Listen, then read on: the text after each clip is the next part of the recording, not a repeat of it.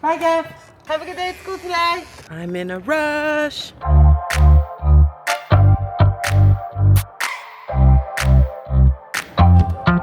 Thanks for giving me a ride, babe. You're very welcome. I have to catch a train in 7 minutes. Okay, bye.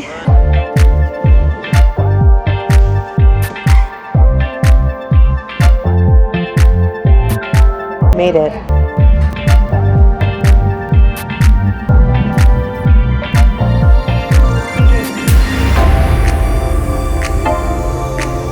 Oh, maybe she can't get over to the other side. The officer let me out. Okay, good. Thanks for looking out. Yeah, I'm glad you made it. The conductor didn't sell me a ticket, so I didn't have a ticket to get out, so the officer had to rescue me, but he scanned his pass, so now on my way out of the train station. Here we go. So I have a crazy travel day today. I'm gonna head up to New York before coming back for Passover. But before I get on a train to go there, I'm gonna go and check out a new plant and coffee shop that my friend just opened.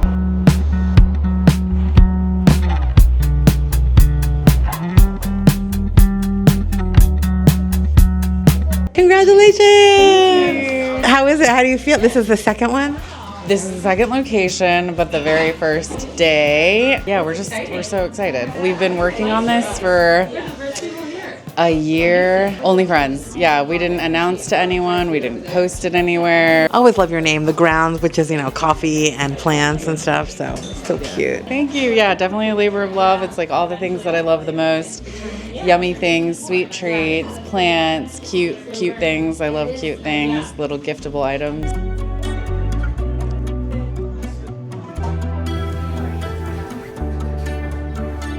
That was so cute!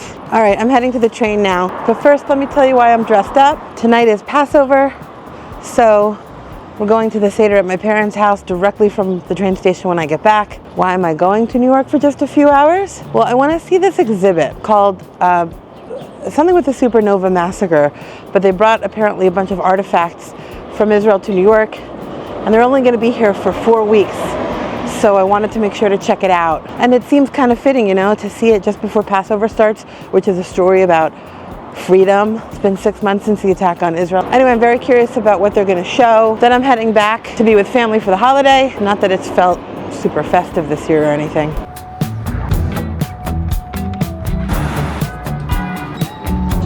That's my line.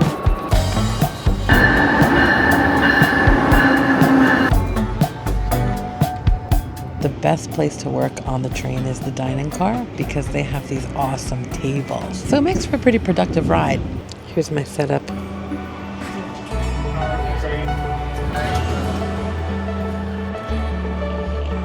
In Manhattan, now to the subway. 4 stops. 5 stops. That took like 20 minutes to get here. I pulled up my location on the map that I need to go to, and it's like a minute from here. And there it was, the Traveling Nova Festival exhibit called October 7th, 6:29 a.m., the moment music stood still. It was marked but not obvious. A security guard outside led me to security in what looked like a small lobby of a building. A deep breath, and I went in. All right, here we go. Oh my gosh, it looks just like I've seen it in pictures. I see the tent from the mushroom stage. It looks like they brought it from Israel. The scene is set in that first room. You're an attendee of that fateful multi-day trance music festival. It was the weekend of Sukkot, a Jewish harvest festival, the perfect setting to celebrate nature, and the set has been recreated. A film shows survivors talking about how beautiful and welcoming it was and the incredible connection people described feeling through music with those next to them on the dance floor. It's a celebration of life, freedom, love, individuality, people from different backgrounds who just want to come together and dance. שאתה פשוט יכול להיות מי שאתה ולשחרר ופשוט להיות. They described sunrise as the pinnacle moment of the festival. Dancing, gratitude, love. When suddenly the organizers abruptly shut down the music and dancing for a red alert. It was 6:29 in the morning, and as an exhibit attendee, you're then invited to continue on to the next room.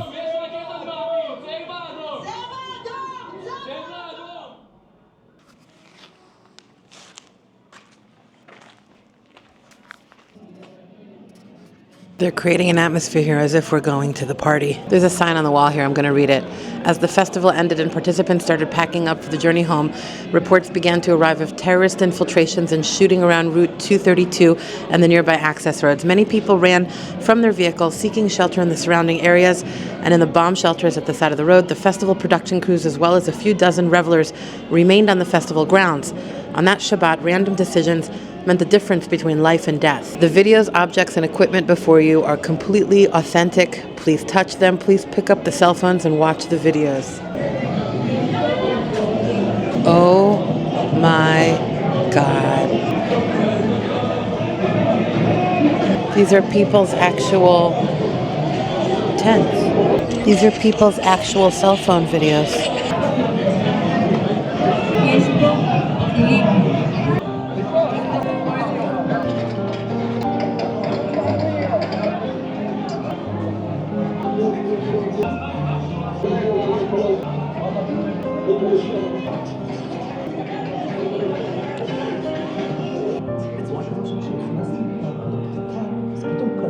These are Zaka workers.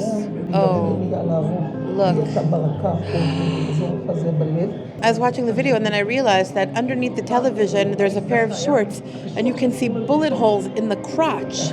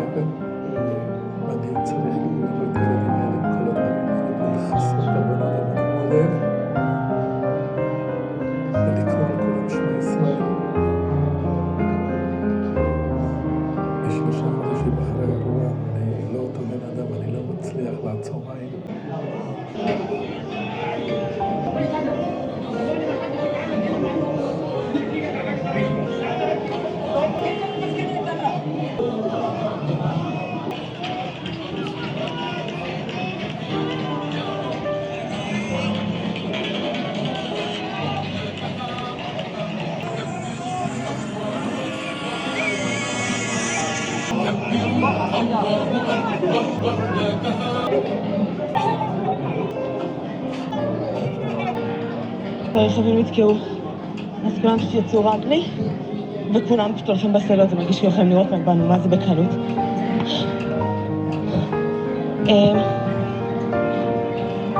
זהו.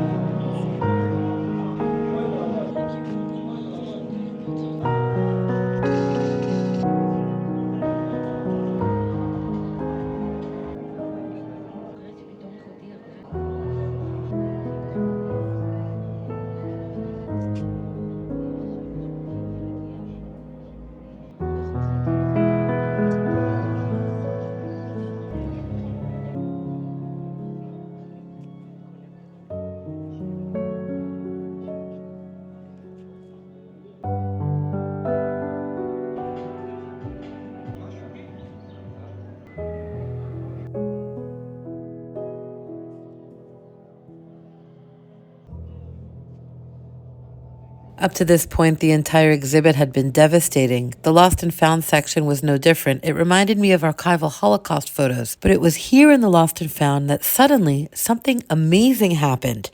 Milet Ben Chaim is one of the festival survivors who helped curate the exhibit.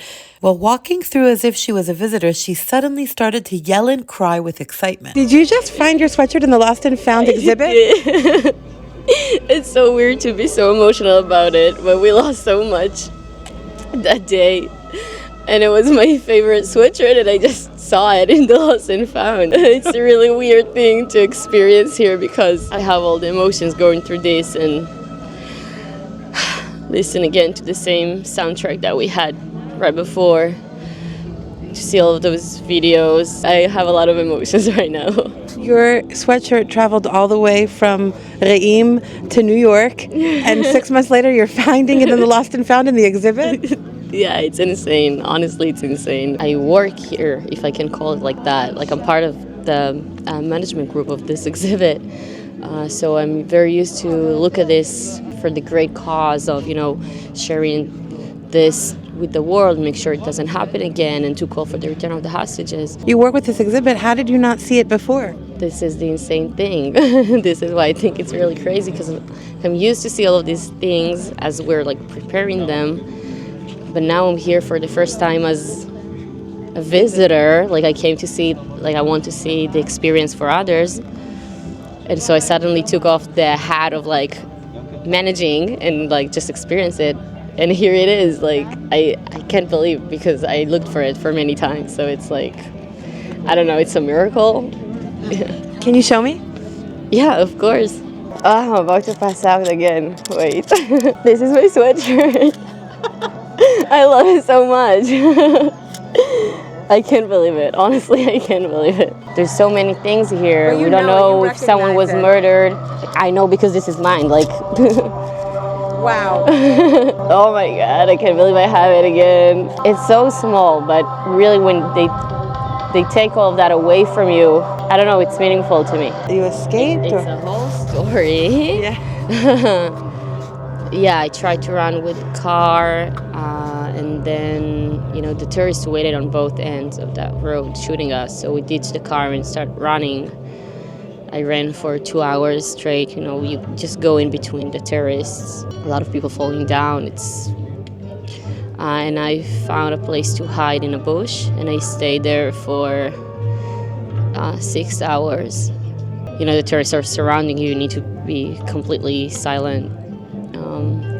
But with the help of Rami Davidian and Leon Bar, may you rest in peace, I got rescued to a village nearby, and then at the evening, the IDF escorted us outside. So it was a full day, but here I am, and here's my sweatshirt. Still here.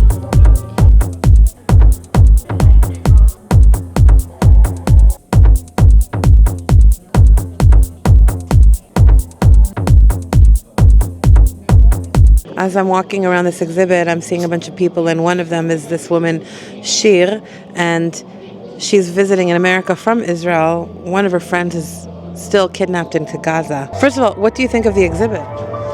It's amazing. It's been in Israel in the expo in Tel Aviv, and they move it to here. It's so important that they show it to the world what happened in Israel in the 7th of October.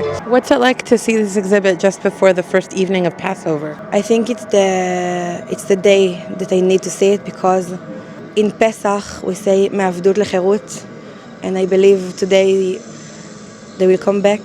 And From slavery to freedom.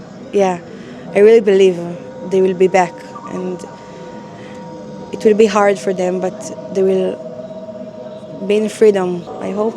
What do you think people in America need to know that they don't understand? We all care about the citizens in the Gaza Strip. We don't think that they are evil or bad. We know only Hamas is the ones who need to pay off of what they did. Ilanit is Shir's mom. There's Shir. Your mom is here. Yeah. You're visiting in New York, but you came here. Yeah, But you didn't want to go to Broadway. You don't want to do anything else. we want to do more things, but the most important thing is to be here. This is our identity, and this is our sorrow, and we need to grow up from this situation, but never forget. So we came here with our 3 daughters. It's a tragedy. People, they just wanted to dance, to celebrate their lives.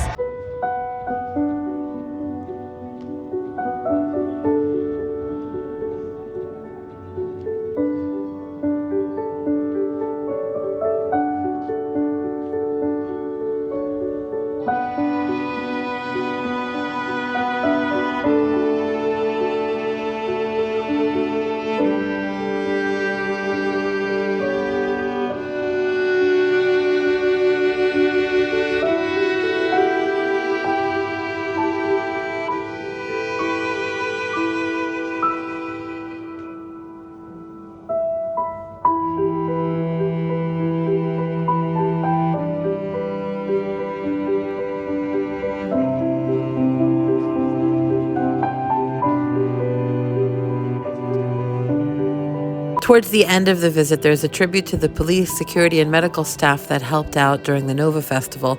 Israel's Ofakim police station led the security for the event in combination with a highly trained civilian security company made up of former combat soldiers.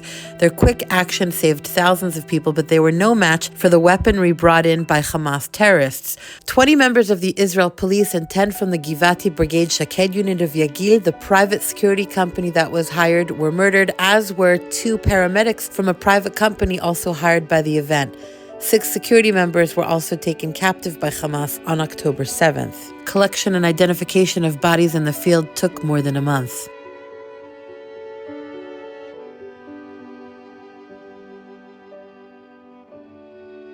Ilan Factor is one of the organizers of the exhibit. How did you bring all of the things to America? Ships, trucks, across the ocean. So when I think about this, and people make a lot of comparisons to the Holocaust. In the Holocaust, we didn't have cell phones, and that's a big theme in your exhibit here. They were actually used to resemble the situation that was like live on site during the party. The cell phones were a very strong medium of communication between the kids and the families, and the kids and their friends, and the army and the police and everybody. So cell phones were a big issue in searching, in finding people, in rescuing, in a call for help. So that's what you see as part of the exhibit. It's not only a digital medium, it's really a live effect and really resembles what happened on site. So you see Hamas taking pictures of their own doings using cell phones, and the kids calling for help using cell phones. So what to do? It's part of our lives today. And they didn't have in the Holocaust, they didn't have cells, so there was no footage of